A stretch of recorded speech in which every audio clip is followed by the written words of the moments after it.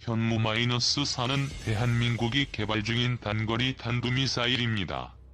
사거리 800km, 탄두 중량 2톤 이상의 전술핵 위력급 벙커버스터 탄도미사일입니다. 2017년 9월 3일 북한이 6차 핵실험을 단행하자 문재인 대통령 요구로 미국이 탄두 중량을 해제하면서 나온 미사일이 바로 현무-4 미사일입니다. 탄두 중량 1톤인 현무-4 미사일이 개발되면 미사일이 마하 10가량의 속도로 지상에 낙하하기 때문에 이를 감안하면 항공기에서 후하하는 GBU-28이나 벙커버스터보다 2에서 3배의 파괴력과 지하 관통력을 가질 것이어서 사실상 전술 핵무기급의 전략무기가 될 것이라고 한국군은 평가합니다. GPS의 개발로 토마호크 미사일의 정확도가 매우 높아져 쪽집게 스마트 공습이 가능해지자 예전에 부정확한 전술 핵미사일만이 파괴할 수 있었던 견고한 콘크리트 건물을 토마호크로 파괴할 수 있게 되었습니다. 현무-4는 토마호크보다 탄두 중량이 4배의 마하 10의 속도여서 대략 15배 폭발력을 가지고 있습니다. 한국군은 이미 관련 기술을 확보하고 있어서 2019년 현무-4 미사일의 양산과 동시에 실전 배치를 할 계획입니다. 참고로 우리나라 미사일 역사에 한 획을 그은 현무 시리즈는 현재 현무-1, 현무-2A, 현무-2B, 현무-3A, 현무-3B 순항미사일, 현무-3C 순항미사일, 현무-4 미사일 등이 실전 배치되었으며 실전 배치 예정입니다. 현무 미사일 시리즈 사거리를 생각한다면 북한 전역과 중국의 일부 지역 그리고 일본의 전역이 타격권입니다. 북한, 일본, 중국이 한국을 함부로 건드리지 못하는 이유도 이 현무 미사일의 견제가 있기 때문이란 분석이 많습니다. 현무-4 미사일에 대한 해외 반응. 안녕하세요. 별별 해외 반응입니다. 현무 미사일은 대한민국 국군의 주력 미사일 체계로 각각 탄도미사일과 순항미사일을 운용 중입니다. 우리나라는 주변에 적대적이며 강력한 국방력을 가지고 있는 나라들로 둘러싸여 있어 우리도 우리의 자위를 위한 무기체계의 개발이 필수적이라 봅니다. 아시는 바와 같이 현무-4 탄도미사일은 탄두의 중량이 2톤에 이르는 미사일로 외계권까지 올라간 뒤 2톤의 탄두가 가지는 운동 에너지를 이용해 마하 10 이상의 속도로 하강하도록 설계되어 떨어지는 순간 위력이 전술핵 수준인 TNT 1000톤의 위력을 가지는 것으로 알려져 있습니다. 일본 히로시마에 떨어진 원자폭탄 리틀 보이가 15킬로톤 정도였으니 현무-4 미사일 15발이 리틀 보이와 거의 같은 위력을 가진다고 볼 수 있을 것 같습니다. 현무-4 미사일은 핵폭탄보다 위력은 덜하지만 핵폭탄과 다른 장점들이 있습니다. 우선 핵폭탄과 달리 방사선 등의 우려가 없고 사용 시 국제사회의 비난 등의 문제로부터 자유로우며 탄두 무게를 조절하면 중거리 탄도 유도탄으로도 활용이 가능하여 필요시 핵 투발 수단으로도 사용 가능할 것으로 보입니다. 이와 같은 괴물 현무-4 미사일에 대한 해외 네티즌들의 반응을 모아봤습니다.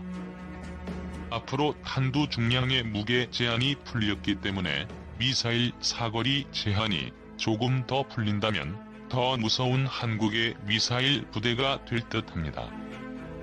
최근 한국 군대가 짐승 모드가 되었다고 하자 주변국들이 한국 건들면 난리 난다는 유이 국방부 방위비 이 한국 군사력이 현무 탄도미사일 질때지더라도 상대국도 무사하지 못하게 만든다는 엄청난 전략의 한국군.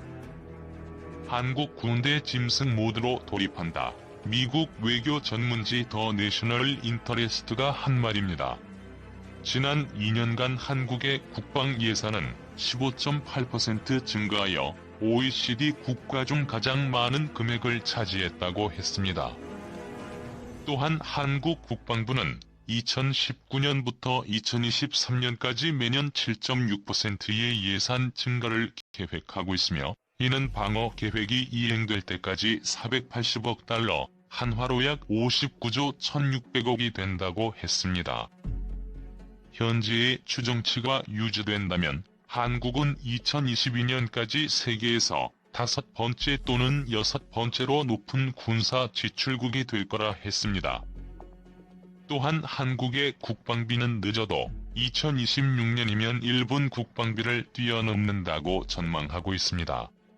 한국의 국방 예산은 2001년 일본 방위 예산의 30% 수준에 불과했으나 2011년에는 60% 수준, 2020년에는 86% 수준까지 상승했습니다. 또한 더 내셔널 인터레스트는 한국의 군사력 증강이 빠르게 이루어지는 중요한 이유를 말했습니다. 한국인들은 서유럽과 같은 평화로운 지역에서 살 수 있는 사치가 없다는 것입니다. 실제로 한국은 북한의 위협과 중국과 러시아, 일본과 마주하면서 늘 긴장을 늦출 수 없는 위치에 자리하고 있습니다.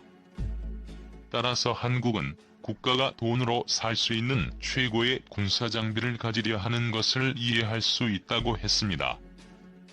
미국의 군사력 평가 기관인 글로벌 파이어파워는 2020년 세계 군사력 순위에서 한국의 군사력을 세계 6위로 평가하면서 예측할 수 없는 이웃에 대한 위협으로 한국은 강력한 군대를 관리하고 있다라고 말했습니다.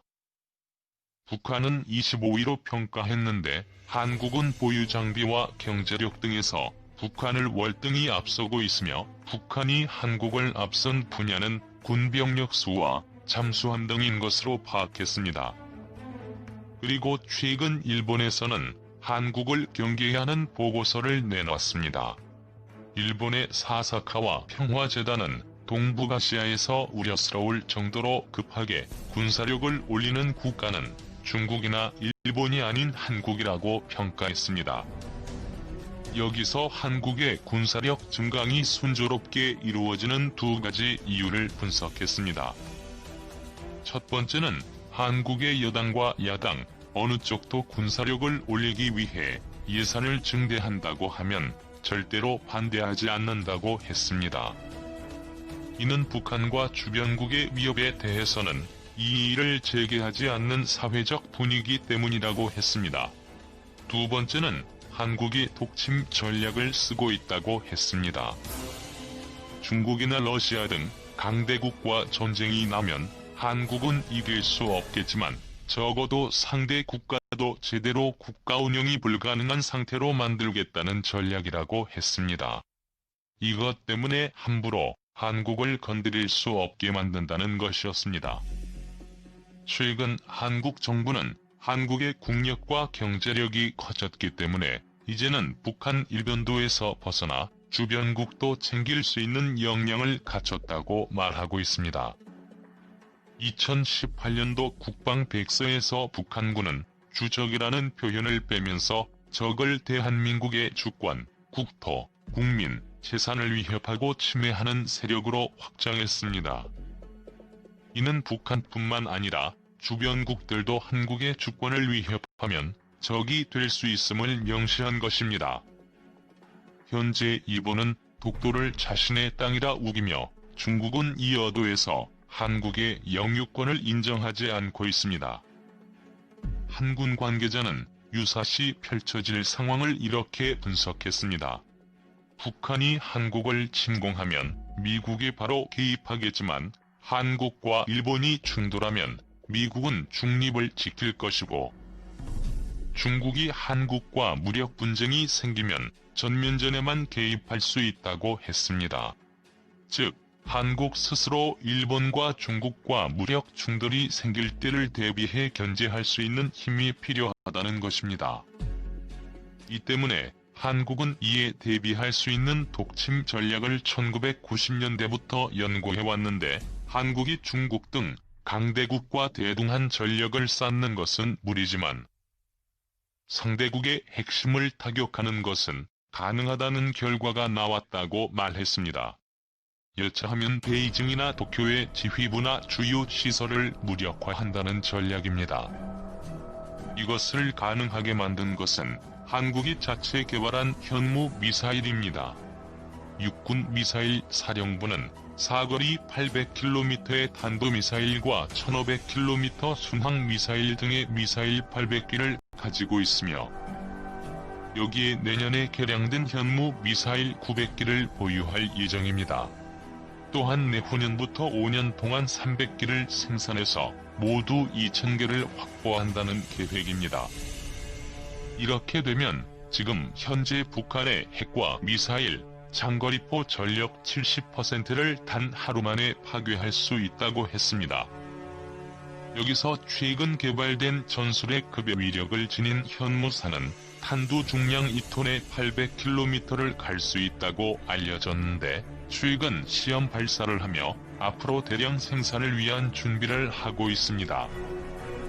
탄도미사일 경우 핵을 탑재하지 않아도 웬만하면 핵탄두 파괴력을 지니는데 탄도미사일은 대기권 밖까지 올라가서 마하 10에서 20의 속도로 떨어지기에 한중일처럼 가까운 거리에서 발사하는 탄도미사일은 현존 미사일 방어체계로는 막기가 쉽지 않은 것으로 알려졌습니다.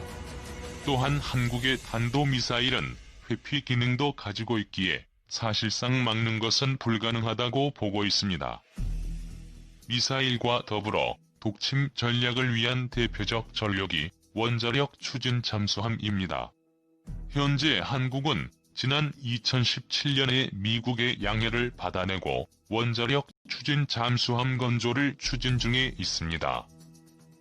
한국형 원자력 추진 잠수함에는 재래식 탄두를 탑재한 잠수함 발사 탄도미사일을 탑재할 계획인데 중국이나 일본 가까운 바닷속에서 대기하다가 유사시 명령을 받으면 미사일로 발사한다는 목표를 가지고 있습니다. 김현종 청와대 국가안보실 2차장은 브리핑을 통해 2020년 7월 28일 오늘부터 우주 발사체에 대한 고체 연료 사용 제한을 완전히 해제하는 2020년 미사일 지침 개정을 새롭게 채택한다고 밝혔다.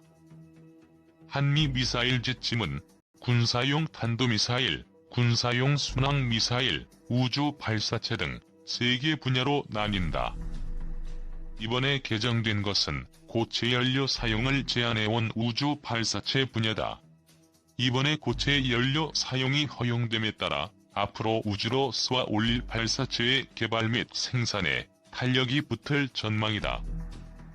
김 차장은 대한민국의 모든 기업과 연구소, 대한민국 국적의 모든 개인은 액체 연료뿐 아니라 고체 연료와 하이브리드형 등 다양한 형태의 우주 발사체를 아무 제한 없이 자유롭게 연구, 개발하고 생산, 보유할 수 있다고 설명했다.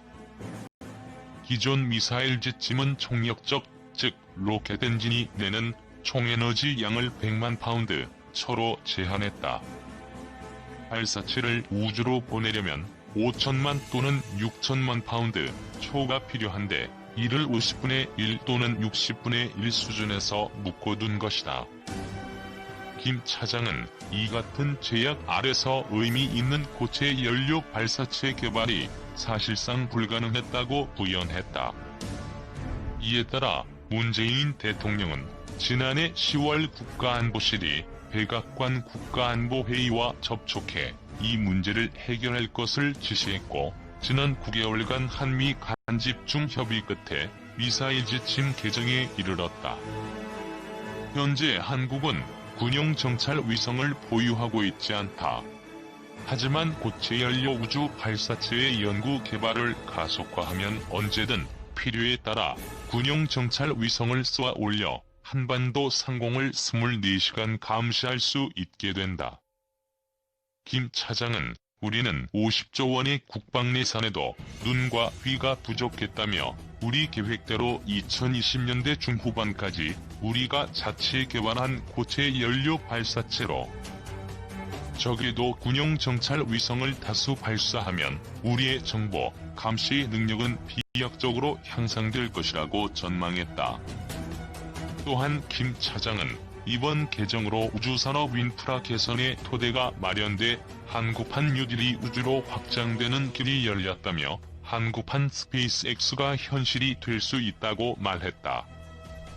한국의 탄도미사일 개발 규제를 위해 1979년 만들어진 한미미사일 지침은 그동안 3차례 개정돼 왔다. 이번이 4번째 개정이다.